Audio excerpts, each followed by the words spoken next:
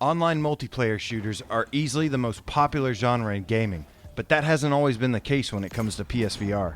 Games like Starblood Arena managed to push out a polished, action-packed spaceship shooter, delivering tons of great memories to us all. But sadly, that still wasn't enough to keep players coming back time and time again.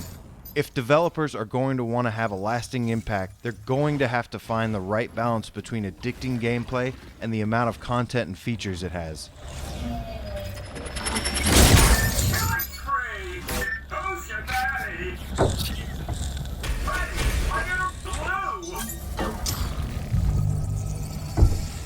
Space Junkies is the newest edition, offering dual-wielding combat with up to 4 players and has you battling across 6 different maps: Chase Canyon, Absolute Zero, Dark Ice, The Factory, Skull and Guns, and Organic Belt.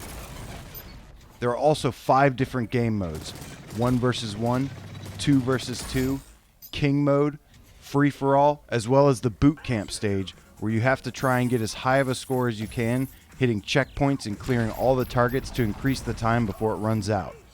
The core of the game, of course, is all about the multiplayer gameplay.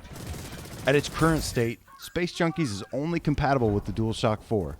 Aiming is tracked by the light bar, so your weapon will be pointed by aiming your controller. Joysticks and head movement control your thrusters and direction. Shoulder buttons pick up weapons, cycle through them, fire, and reloading is done by shaking the controller. You'll start off with blinders, however there is an option to turn them off.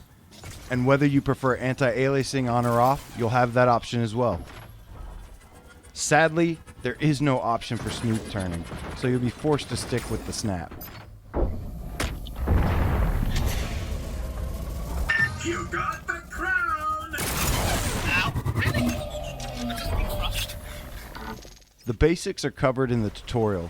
However, they leave a lot of important information out, like how you can control the direction of rockets, block missiles with the shield, or customize your character. I couldn't help but feel if they went through all the trouble of making a tutorial, that including some of this information would have been useful for beginners. Once you enter the matchmaking lobby, you can press the touchpad to open a menu that allows you to enter your armory.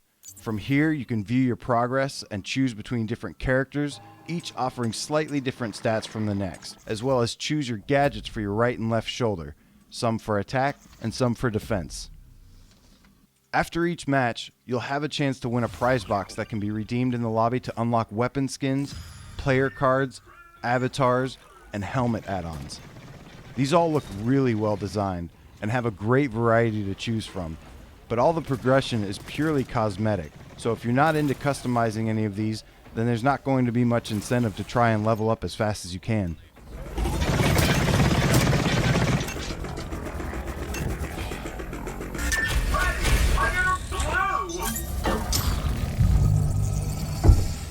Overall, Space Junkies is highly polished, addicting, and a blast to play.